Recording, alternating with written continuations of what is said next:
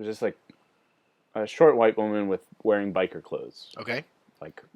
Like motorcycle clothes? Bicyclist clothes. Cyclist clothes. Cyclist. Sure. Cyclone clothes. Yeah, she was a human cyclone. And she kind of was, actually. She looked like Ellen DeGeneres, but short and squat, like kind of like weaponized. I don't know. That's the best word I can You can talk about the weaponized word later, but anyway, so I saw a really nice bike when I walked in, and then I saw her, and I didn't really make that connection because I don't give a shit. I'm not gonna use my brain power on that. right. So behind me, this black couple walks in. They're like heavy set, just wearing like t-shirts and stuff. Didn't seem like, I don't know. They just seemed like normal. Mm-hmm. They were like over 40, mm-hmm. And she turns around, looks at them, and then says to the guy in front of me, "Could you hold my spot for a second?" And he's like, "Yeah, sure."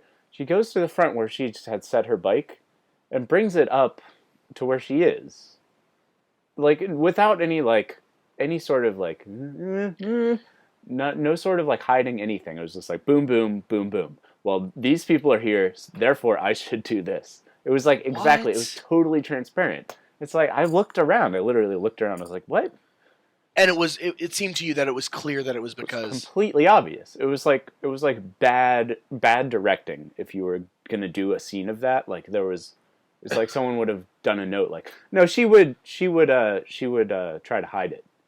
She didn't. She just didn't. That is too crazy. I know. And she when she parked her bike near to her, she parked it. You know the giant booth that's like really secure. Yeah. She just put it right in front of that. Oh God. So no one could use it. That's crazy. And you're right. That is that like, there's the careless racism, which is a different kind of disturbing from like sort of like a hateful racism. It's just befuddling. Right, because and yes, and every single person stereotypes. And sure. I wouldn't say that's racism. Like, yes, I know in my mind I have stereotypes, not just racial stereotypes, but stereotypes about when I see a girl or a boy or someone who's heavyset or really skinny or older or younger. And they have those stereotypes. A big part of being a human in society and being a good person is not having any stereotypes. It's like not hurting other people's feelings. It's like hiding them, being a human to everybody, trying. Right. She just wasn't trying at all. Right, and it's not letting those stereotypes affect you and prevent you from looking at actually who a person is. Because you have them. They're deeply ingrained in your mental makeup. Right. But being able to sort of say, no, let me learn about this person before I make any judgment calls on them. Right. And it's that kind of thing, and it's like the casual racism thing is like kind of scary. It's just people not even thinking. Yep, just being like, I'm sure she didn't think about it. Right. Just like, well, that's why threat to my really expensive bike. I'm gonna move it. And I hate to do a TV reference. Did you watch Mad Men this week? Yeah. Or last week. Yeah, last week. With Peggy. It was exactly like that. Looking at the bag. Right. I thought that was one of the best written scenes I've ever seen on television. Right, and it wasn't any dialogue. She just looked at her bag. It was all ruined. I all thought unraveled. That was one of the best. It was, for anyone who knows, Peggy, a white woman, looks at there's a black woman staying over on her couch who's new at the job at the company, and Peggy has left her bag in the room where this woman is sleeping, and they've been having a great time. They've been drinking and like getting along really well. And right before Peggy goes to sleep, she just has this long glance at her bag as if like, should I take it or no? Right. And like as the viewer exactly what she's thinking, and so do both of the characters, and it was just devastating. One of the best moments I've ever seen on TV. Yeah, it was nice. And then my other thing with being at that Chipotle is the guy who was in front of me, he had a son. Mm-hmm. His son was probably 5. He had an iPhone. He was playing a behind the back snowboarding game where you tilt the thing. Right. He fucking sucked. He was so bad. He was 5! Well, okay. That's what I was trying to think of. I was like, don't get too mad. Think of how good you were at video games when you were 5. And I'm trying to think. I was definitely better than he was. He was just leaning the guy into the left wall. And then he was doing the occasional tilt around where he like came off the wall a little bit, slammed right back into it. That's bad. And then it's just like... Well, you're like, why do you have an iPhone for one? Was it his or was it the dad's? I'm sure it was his dad's, but it's still like... Get better at video games. He will. No, I have no patience for that. Well, he's 5. I don't know if he's 5. I just made that up. Well, he looks 5. He looked like he was about 3.5 feet tall. That's about 5, right? It's 5-ish. 5-ish Finkel. What? Actor. 5-ish Finkel. Is that a real? That's a guy? Yeah, he's real. He was on the show Boston Public as like the really crotchety like history teacher. Well, of course he's crotchety. His last name is Finkel. Yeah, he's guy. one of these really old Jewish guys who's like a comedian who did the Catskills like Jew camp circuit in like the 60s. Wow. Like in upstate New York. Yeah, really. Not a lot of those guys are still alive. It's like an really old thing. Yeah. You like in the movie in Dirty Dancing.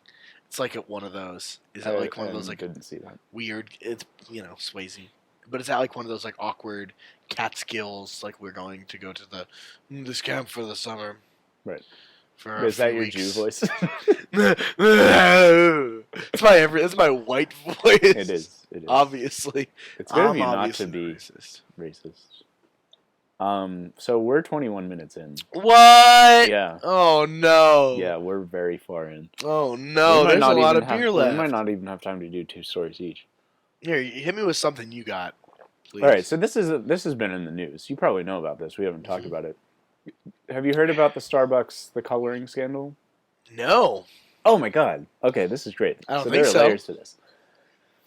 I was going to do the most recent thing. So I think either last week or early this week, it was revealed that the strawberry flavored drinks that Starbucks does, like the strawberry frap or whatever, okay, it's artificially red colored, which is natural. You'd expect that. Yeah. But the source of the dye is crushed up Mexican beetles. What? Like red beetles. Oh no. And I think vegetarians got up in arms because I'm sure they did, because they're like, I don't want to eat a bug. And so the other thing you should know about this is like everybody uses this as red dye. Everybody, like it's for food coloring. Everybody. So the reason I brought this article up is because whoever wrote the copy for Reuters, the subtext of their little piece is that this is such fucking bullshit. They're so pissed. What is? Oh, that. Can I read some of this? Yeah, it's so great. Hit me with something because this is the article about Starbucks responding to it by phasing out the coloring. Okay. They're going to replace it by this lycopene, which is the stuff from tomatoes that they use in ketchup. Right. Yeah. Okay. Starbucks Corp said on its blog on Thursday that it will stop using a natural, government-approved coloring made from crushed beetles and strawberry flavoring in late June, bowing to pressure from some vegetarian customers. Some vegetarian customers. Not all vegetarians. Not all customers. Some vegetarian. I didn't realize that you meant that this guy was irate on the other side. Yeah, no, he thinks this is such bullshit. Okay, next paragraph.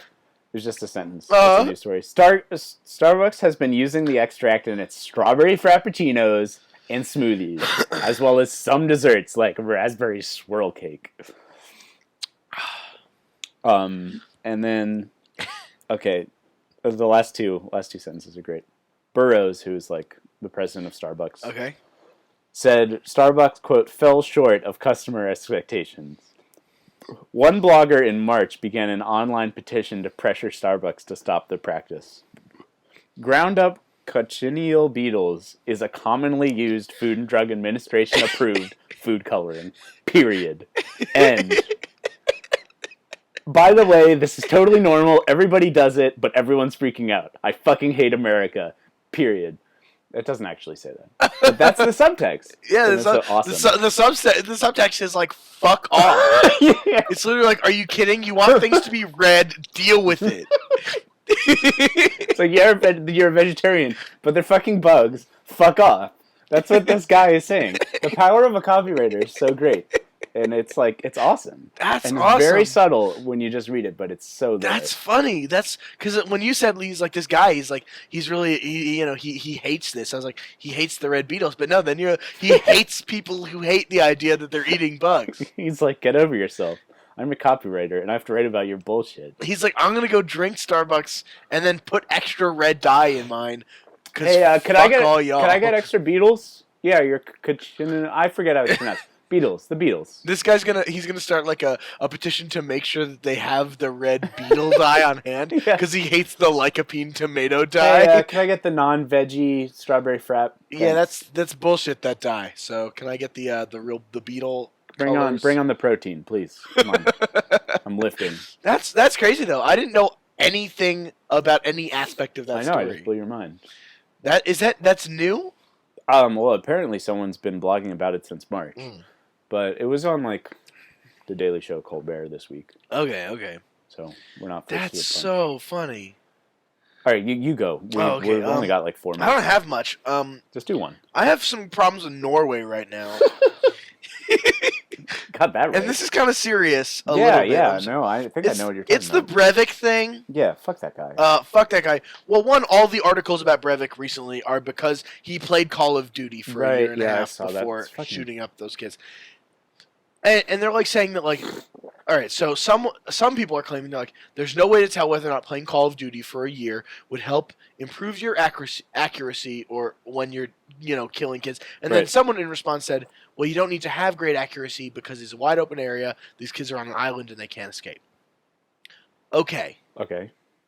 Next step. When you are playing video games, you don't have the weight of a weapon in your hand.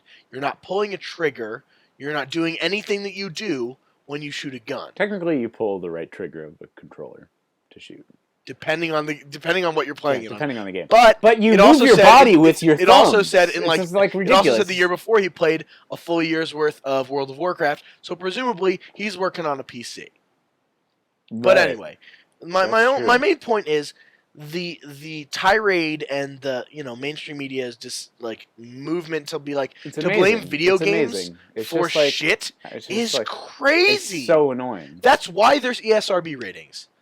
Right. If you're a parent, you can't let kids buy guns. Right. Or buy games with weapons and violence and like sexual shit. That's why it's built that way and there's a law. Yeah. But if you're an adult, you're gonna play video games, and if this guy played video games, that doesn't mean that's what. Do you have the data in front of you? How old is he? Do you know? Let's see. He's in his 30s, right? He looks in his 30s or 40s. Oh, that's Norway. Yeah, that's true. I don't know how old he is. Well, it's not like his like an impressionable mind was taught to kill. Right. He's a fucking grown-ass man who's playing a game. Also, he owns a gun and a rifle. Right. There's no way his practice came from Call of Duty. He definitely fired the weapons that he owned before. Right. That's practice. Right. Well, I mean, there's a reasonable discussion to be had about Call of Duty being like mind-numbing and not that good and totally corporatized, totally discussion. advertised and all that. And just like not being very good, but it's not causing anyone to kill anyone, and we should be over this debate. Now, far and away. Right now, the other weird thing is that if he is deemed sane, his maximum sentence is 21 years in prison. That's the Norway. That's the you being mad at Norway thing. That's the me being mad at Norway. I don't understand what the law is, he killed a lot of children. Right. Maximum 21-year prison sentence. Yeah. I don't know what to do with that information because as an American and in the culture I've grown up in, that's so foreign. Yeah.